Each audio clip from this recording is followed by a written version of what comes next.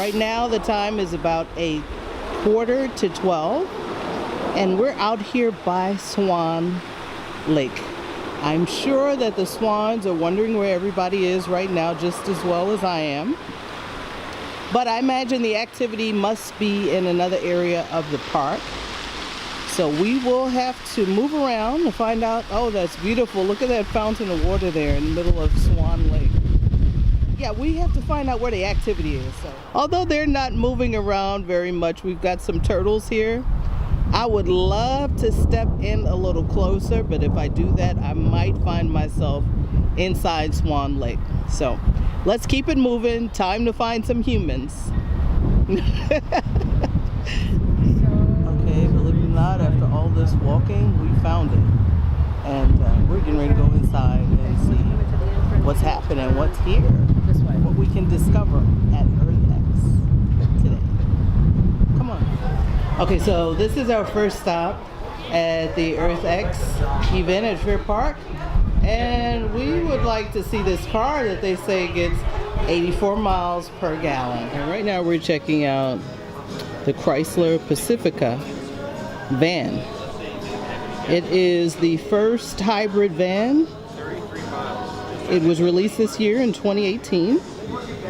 We're going to check out some of the features on the van. I can tell you that this is the one we were talking about outside that actually gets 84 miles to the gallon.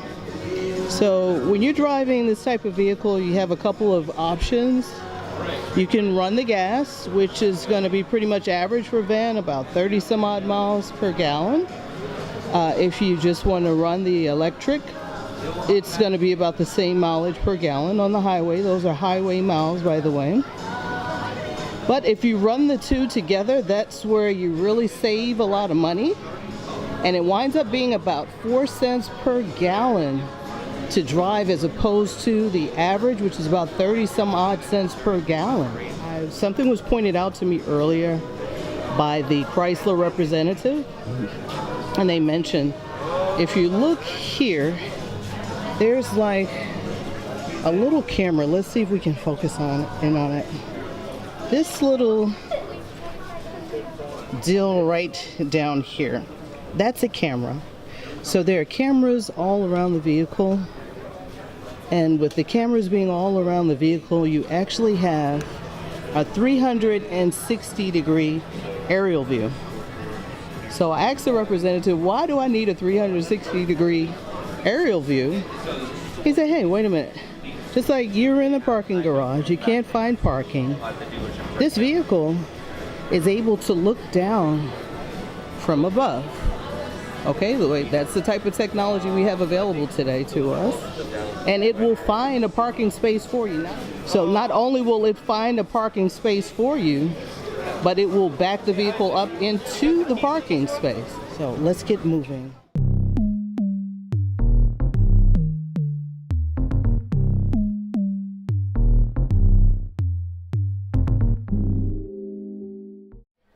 We are now inside the tiny house, and we are here with Miss Norgard, and I'm going to ask her how it feels to have so many people coming in to visit you. You've not sent out any invitations, but you are here and you have organized this portion of Earth Day. So talk to us. How does it feel? Well, good afternoon. Thanks for being here. I do have hundreds and hundreds of people going through my house this weekend. This is my 5th year to exhibit at EarthX, and it's my 3rd year to bring a village exhibit open for the public to tour. And so it is a real movement right now, and it's a real lifestyle that's happening.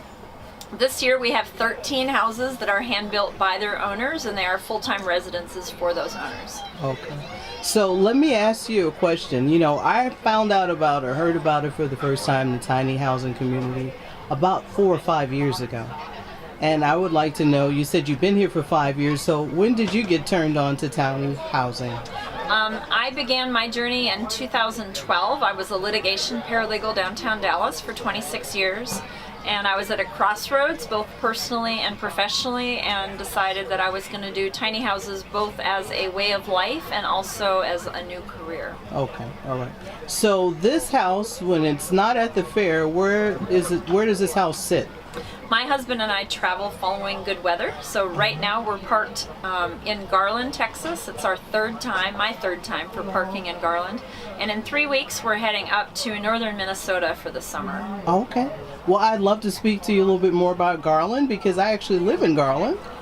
Garland is awesome. Really, our exit is 635 in Centerville, and then we're like That's also my exit. Really? Okay. We definitely need to talk because I have subscribed to I think it's tinyhousing.com or something like that. There's lots of newsletters. And yeah, I get listings like at least once a week, sometimes more than that. So I'm thinking about it, and this may push me over into What's the tiny holding house. you back? I had to actually come out and see this for myself. I've been viewing a lot of it on YouTube. Oh yeah, you've got to stand in one and get a sense of it. I have, and I think what did it for me is when I took this ladder upstairs, as scary as I am of heights. You found your And courage. yeah, this is the sleeping area right here, where I guess some people would call it the loft. attic. Yeah, the loft. Yeah. And it is the highest portion of the house.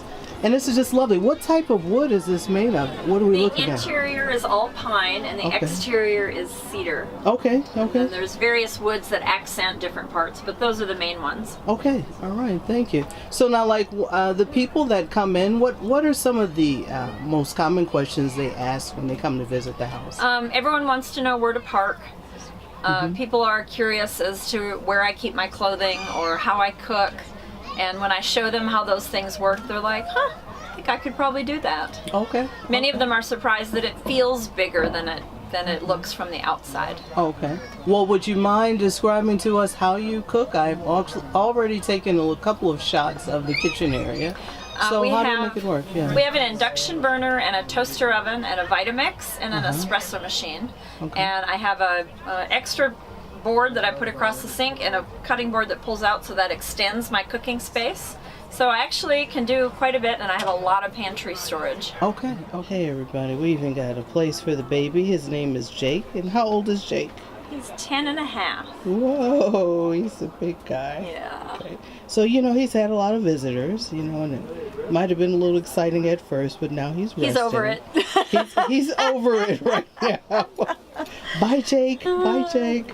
Ms. Norgard, I really, really appreciate this, and I know our viewers are going to love what you have to say about Awesome. Well, thanks for houses. coming out to EarthX 2018. Thank you very much.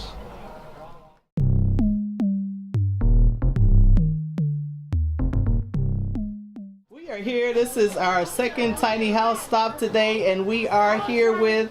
Come on, tell the people your name. My name is Thaddeus Komorowski. Okay, Mr. Komorowski, could you do me a favor and spell out your last name, because we're going to put it at the bottom? I know it's a long last name. Komorowski. Okay, great.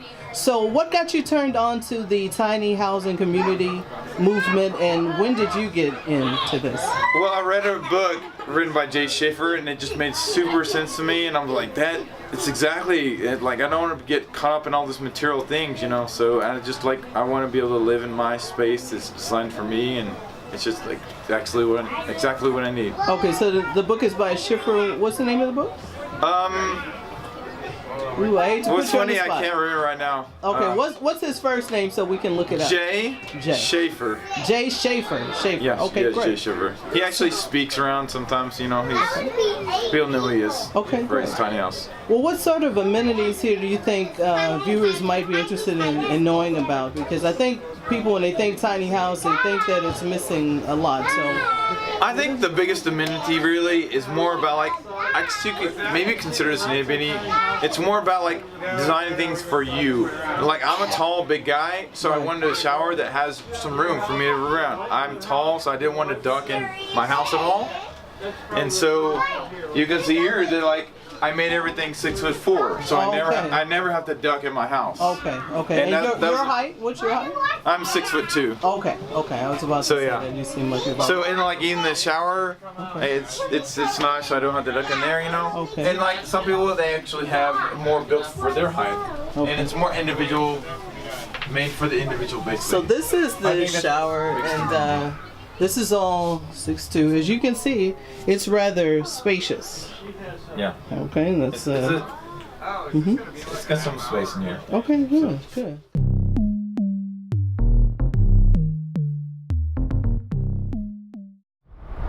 Okay, everybody, I am out here with Boris, the brand manager of the Trophy Nissan in Mesquite over by Galloway, and he's going to give us a walk around.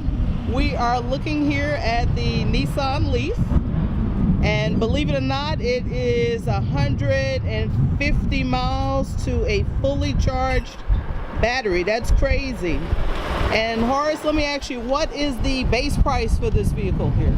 The base price for the Nissan Leaf is going to start you right around about $32,000. Okay, great. Okay, so we're going to go around. He showed me earlier some things here that I thought were pretty neat.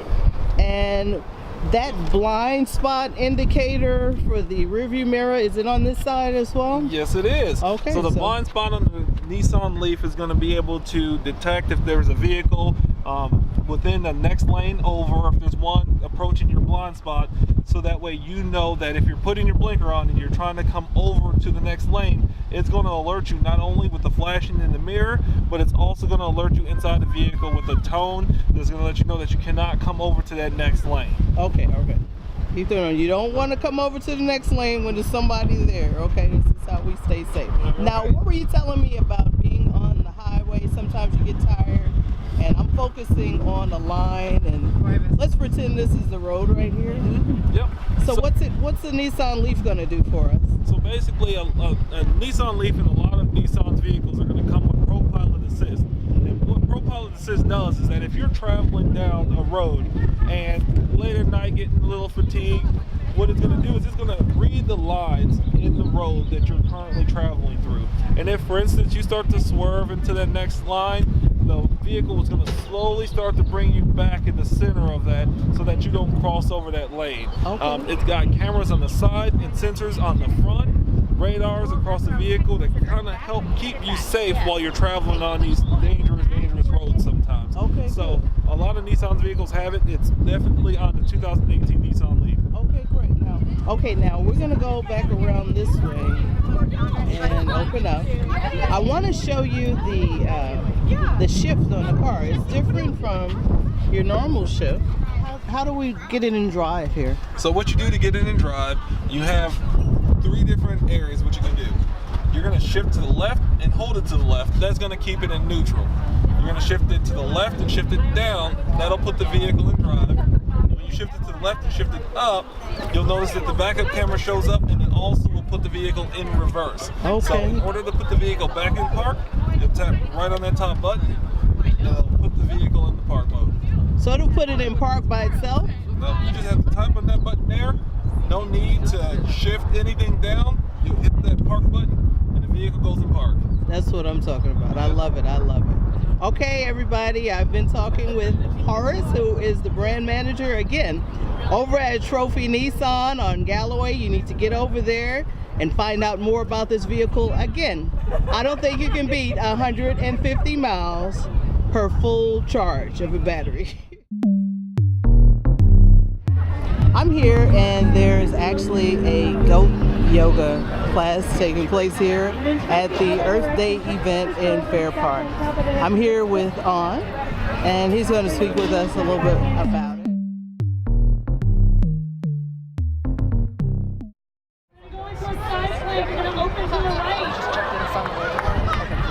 You'll set your stuff down. And you can see that these goats have decided they prefer the woman's back to the grass. Right hand to the floor. That's okay. And On is pretty busy letting people into the yoga class. They're a little late, but he's nice enough to allow them to have this experience. All right, sorry.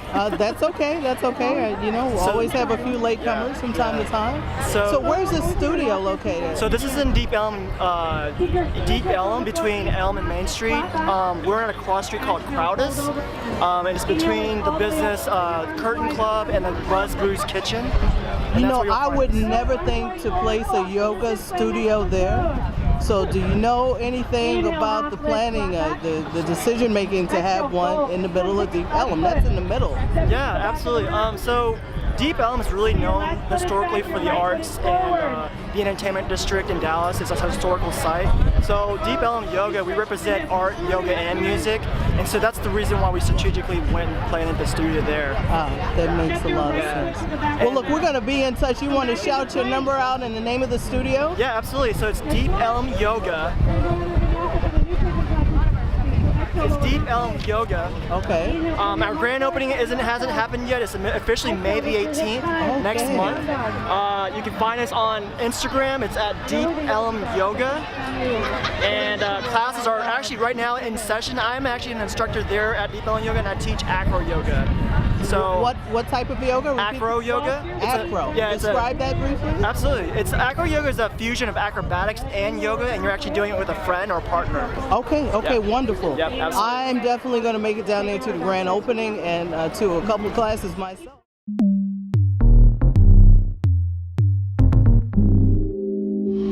So we're here with Mother Nature. Mother Nature made her way to Fair Park today on a Sunday. And hello. We thank her for coming in. Let's see if we get a close up. So, we've never been this close to Mother Nature. That is the truth. Please accept it for what it is. Now, can Mother Nature talk to us? Mother Nature can wave. Oh, Mother Nature is coming. This is kind of scary. She's coming towards us. She's kissing us. We blow a kiss back. Thank you. In Fair Park, hablando con una familia desde España. Sí. Okay, so esta es primera vez que los conocimos y ellos estaban diciendo que su esposa estaba diciendo que mi inglés es no es muy bueno, okay, pero estoy pensando que está hablando en diferente lengua, francés o algo diferente, pero ellos pueden hablar en español. So I wanted to ask the husband what he thinks about this event. I don't know how long they've been here, but let's talk with the beautiful family and ask them what they think about Earth Day. Well, great. We came in, we've been here for a couple hours and we're enjoying it a lot. All the activities, all the different things that we're learning, right, Lolita? Yeah. We got some trees to plant and we're really having fun. Okay, so this day, when we plant these trees, this day's gonna live on forever, Yes, right? that's what we hope. Okay, and I see you got the henna down here today? Yeah, they both did. Okay, wow. Lolita, Very that's cool, beautiful, right? Yeah. Okay, and your name? What's the name of the beautiful family? Anna, the family's name is Chavarri. Chavarri. Chavarri. Your last name? Yeah. ECHAVARRI. Okay. Okay, bueno.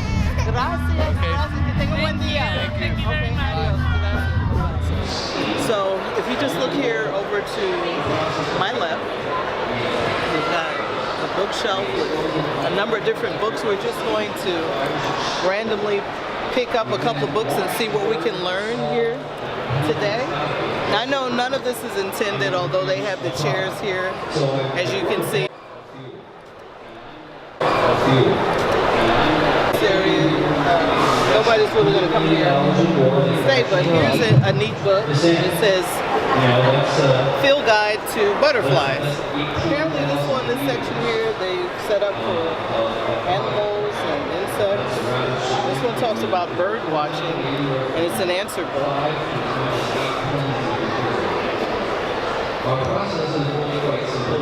Okay, here's a question, just something that I just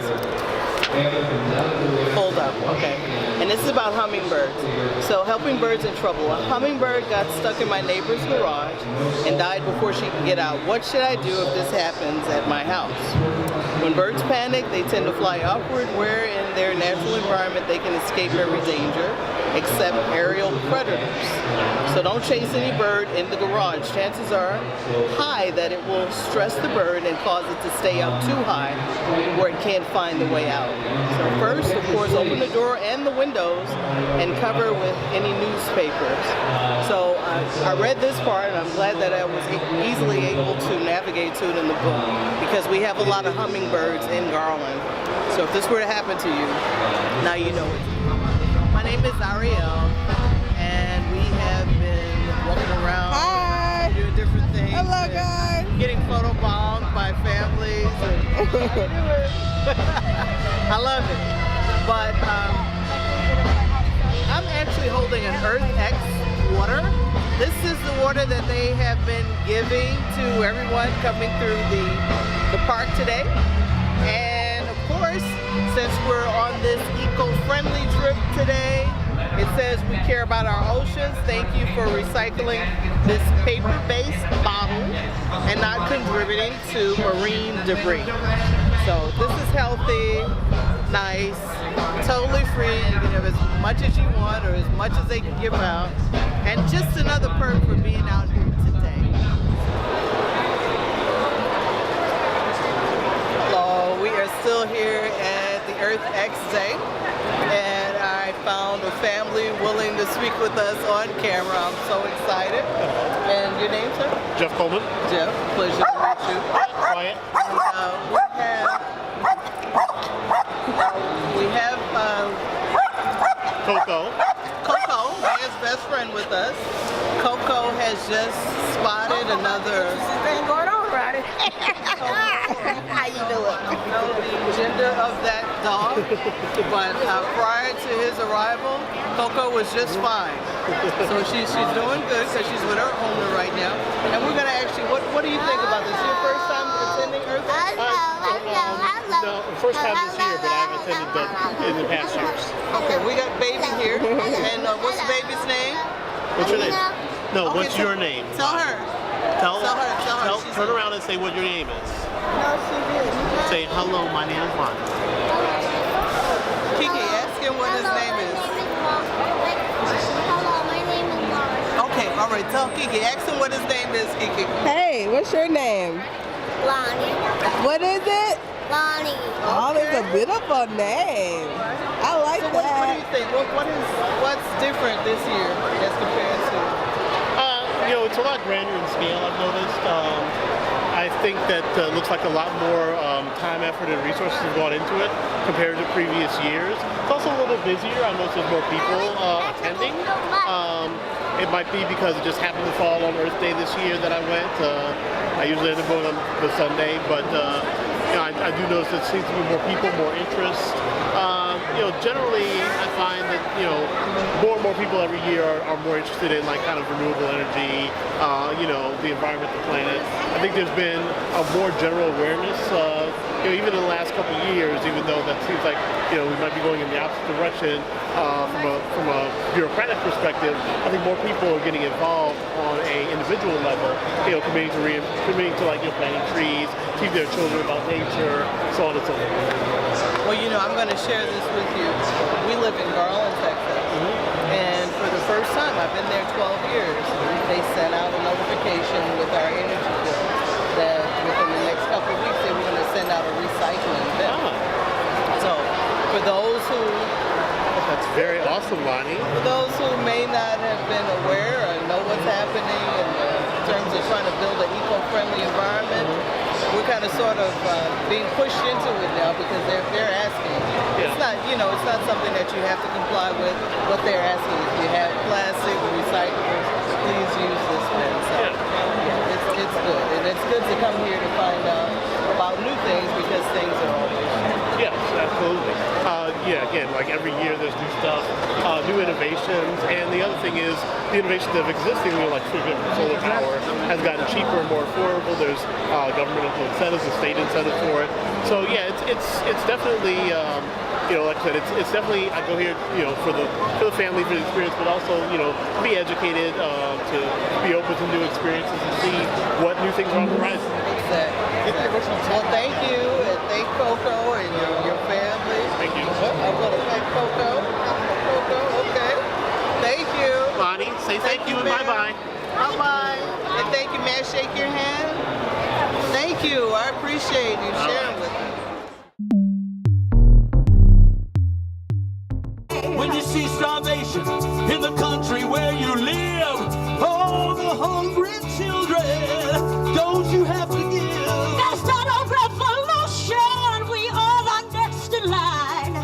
To change the world, we've got to get involved because we're running out of time. So will you try to change things with the power that we have? Cause together we got a million new ideas. Yes, we do. We've all got the power. Let's all be the change. It is time to unite, and then our world, it will rearrange. So stand up. Stand up for what you believe in. Oh yeah. Stand up. Together, we can make the change. It is up to us. We can make it happen. You and me. We can make it happen. Together. We can make it happen. Yeah, yeah, yeah. We can change the world now. We can change the world now. We can change the world now. Yeah, yeah, yeah. We can save the children. We can save the children. Look at the children. We can save the children.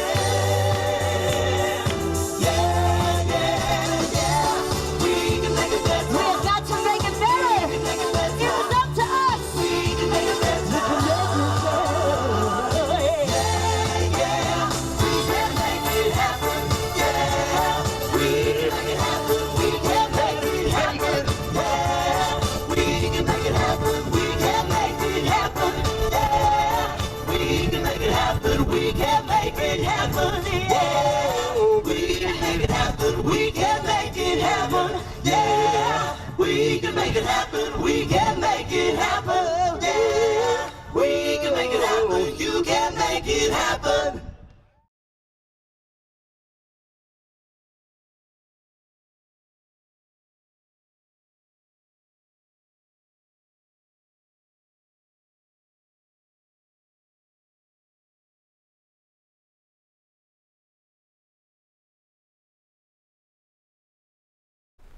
Thanks for tuning in to another episode of Lifestyles in the DFW. Let me tell you, this is so much fun doing what we do. Going out to new places, you give us a call, we come out. A lot of times we don't know where we're going, but we always make it work out. So look, if you've got a show idea, please give us a call at 214-779-2097. Again, that's 214-779-2097. We only ask for two things, that is kid friendly and that you are in the DFW Metroplex. If you prefer to send an email, I know a lot of you do, you can go ahead and send an email to ugtkonation@gmail.com. Again, that's UG, T for Tom, K for Kite, O for Oscar, nation@gmail.com. We can't wait to hear from you again, and we can't wait to be back and share another show with you. Thank you.